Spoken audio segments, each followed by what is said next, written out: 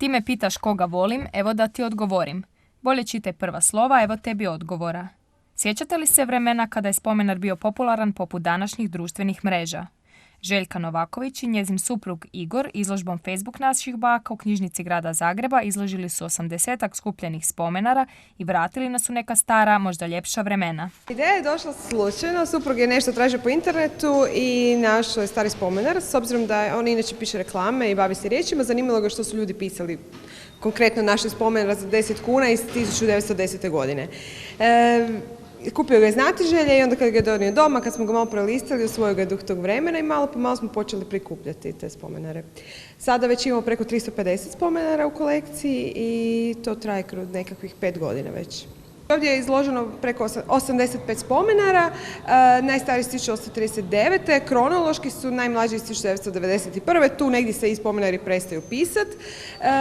Zanimljivo je da tu ima i slavnih osoba koje su se upisale, koji su bili vlasnici, pa tako imamo baku Danila i Lucije Šerbeđije, imamo baku Sanje Pilić, pa Tihonu Škrinjarić, našu koreografkinju, pa ima tu i slikara, Ivo Kalina, na primjer, on je isto jedan spomen upisao svoju sliku zapravo. Stavio je svoj zapis.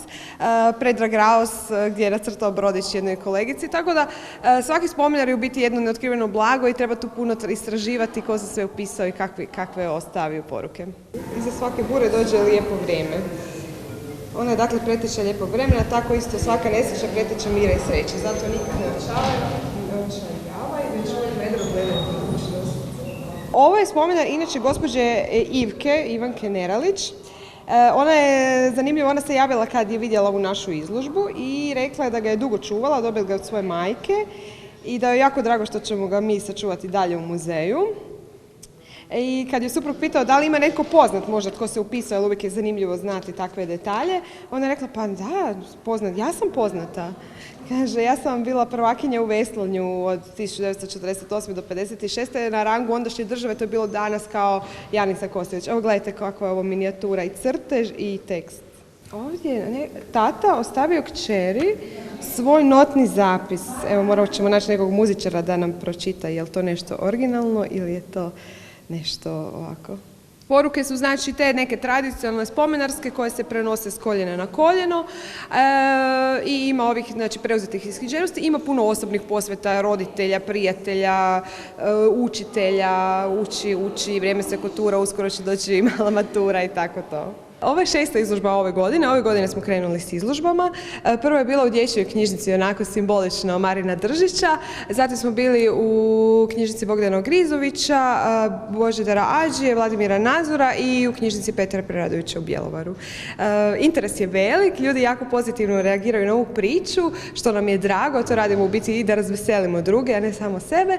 I već imamo nekakve pozive za dalje, tipa Zaprešić, Korčula, pa tako da ova izložba će postati putujuća. Svojih su se spomenara prisjetile i posjetiteljice izložbe. Prekrasna vremena kad smo pisali spomenare i lijepe uspomene jedni drugima i crtali crteže ili kopirali ih, tako da eto, to je bilo prekrasno vrijeme. Pa radili smo spomenare, ali nismo toliko crtali. Ako jesmo crtali, bilo je nešto stvarno dječji, kao ne znam, glava, nogice, tak nešto poljubac, oblik usana, pogled, neke jednostavne stvari, ne ovako lijepe. I klasika je bilo naravno otkrivanje tajni u koga ste zaljubljeni ili eventualno posveta najboljoj prijateljici i tako neke jednostavne stvari. Ovi tu spomenari su puno ljepše, na primjer krasopis, slike su bolje napravljene jer su crno-bijele sa tušem, tako da bolje izgleda. Ali imala sam spomenare često kroz djetinjstvo, zadnji sam radila kad sam bila prvi razred gimnazije. I to smo napravili svi zajedno, svako je dao jednu pjesmu, posvetu ili svojoj bivšoj ljubavi ili sadašnjoj ili najboljoj prijateljici i to je bilo nešto jako lijepa uspomena. I dan danas ga čuvam, potok teče, tik tok tok, ja te volim, cmok cmok cmok, tako nešto ili ljubav je jaka ali nije za đaka, kao đak se muči ali nikako da nauči, to mi je na prvoj i zadnjoj stranici spomenara, kao podsjeta na kad smo bili mlađi, kad su nam ti spomenari bili jako važni. To je bilo najčešće nekakve ljubavne teme, što volimo, koga volimo, jel tako? To je bilo približno to, ne znam što bih rekla.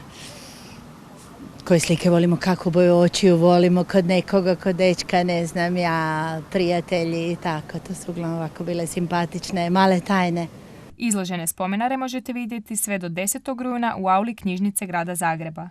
Prekopajte po svojim tavanima i podrumima. Možda i vi pronađete svoj spomenar i prisjetite se starih prijatelja koji su vam ga ispunili.